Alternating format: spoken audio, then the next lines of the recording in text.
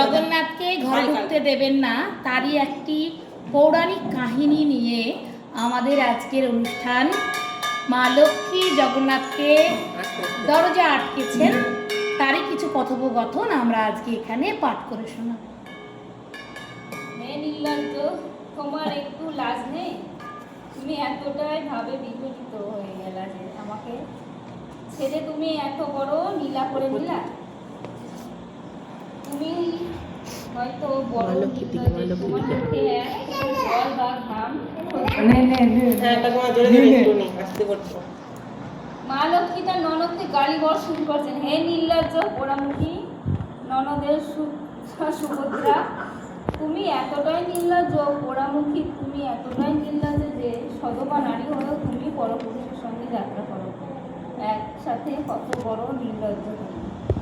আমাদের বাংলায় সংস্কৃতিতে পরপুরুষের সঙ্গে যাত্রা করা নিষেধ, জানো না? বিবাহিত পুরুষের সঙ্গে সেজে ঘুরে বেড়াতে লজ্জা করে না?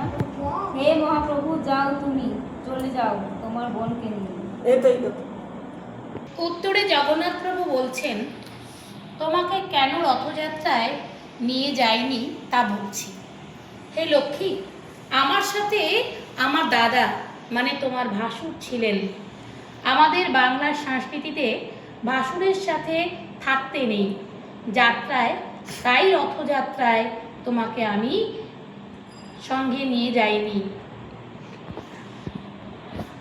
মহাপ্রভুকে ঢুকতে সব যাও তোমার বোনকে নিয়ে যাও। কি ঢোকো নাকি? আর যদি ঢোকো এই ঘরে ঘর কি ঝমঝম ঢং শব্দে হয়, তাহলে আমি সব কিছু তছনছ করে দেব। কার রাজা কার তিনি ওকে ঢুকতে শব্দ হবে না বুঝলাম, মহাপ্রভু ঢুকতে দেবেন না বুঝলাম, কিন্তু তুমি বলরাম দাদাকে তো ঢুকতে দিয়েছো, তাকে তো কিছু বলোনি, তো শুধু আমি ঢুকতে গেলেই বারণ? তিনি এখনকার রাজা, তিনি গ্রহের সবচেয়ে বড়, তিনাকে কি আমি কিছু বলতে পারি? দোষ লাগবে তো আমার।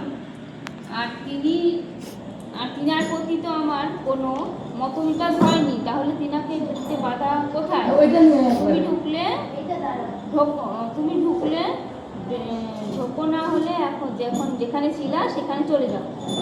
আমাদের বাংলা সংস্কৃতিতে ভাসুরের সম্মান, ভাসুরের এতদিন গেলা কিন্তু আমার কথা ভুলে গেলা, কিছু নিয়ে এলা না বাড়িতে এই অভাগীর জন্য।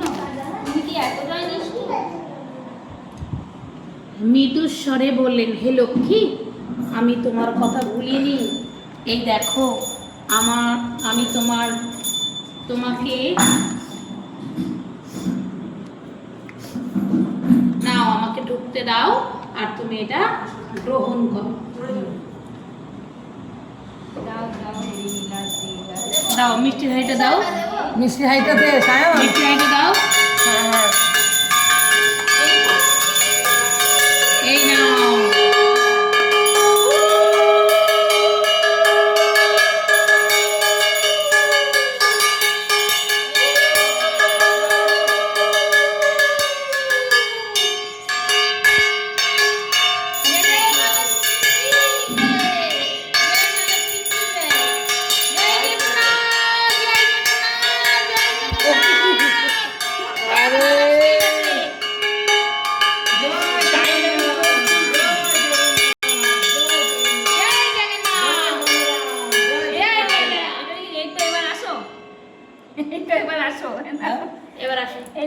এবার আসো, লিখে দিয়েছে।